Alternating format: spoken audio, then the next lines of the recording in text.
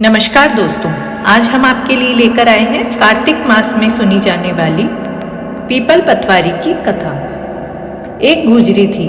उसने अपनी बहू से कहा कि तू दूध दही बेच आ। तो वह दूध दही बेचने गई। कार्तिक का महीना था।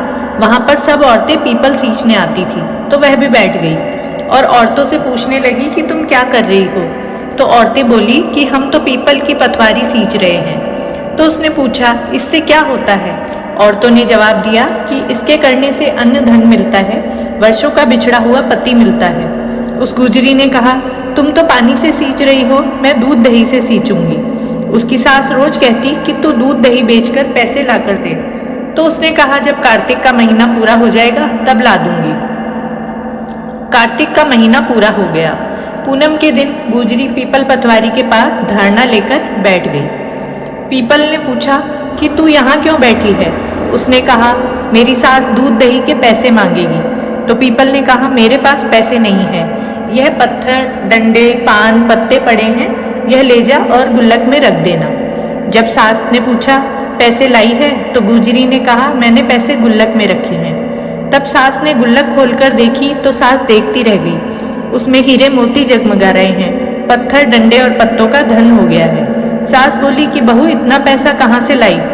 तो बहू ने आकर देखा तो बहुत सा धन पड़ा था। तब गुजरी ने कहा, सासू जी, मैंने तो 1 महीना दूध दही से पीपल की पतवारी में सींचा था और मैंने उनसे धन मांगा तो उसने मुझे पत्थर, डंडे, पत्ते दिए जो मैंने गुल्लक में रख दिए और अब वह हीरे मोती हो गए हैं। तब सासू जी ने कहा, अब की बार मैं भी पतवारी सींचूंगी। सासू दूध दही तो बेच आती और हांडी धोकर पीपल पतवारी में रख आती और बहू से कहती, तू मेरे से पैसे मांग। तो बहू ने कहा कि कभी बहू भी सास से पैसे मांगती है? तो सास बोली कि तू मेरे से पैसे मांग। तो बहू ने सास से दूध दही के पैसे मांगे। तो सासू जी पीपल पतवारी पर जाकर धरना लेकर बैठ गई। तो डंडे, पत्ते, पान, भाटे उसे भी दिए और कहा, गुल्लक में जाकर रख दे। फिर बहू ने खोलकर देखा तो उसमें कीड़े मकोड़े चल रहे थे। गुजरी ने सास से कहा, यह क्या है? तो सास देखकर बोली, पीपल पतवारी ने तेरे को तो धन और अन्न दिया और मुझसे कीड़े मकोड़े दिए।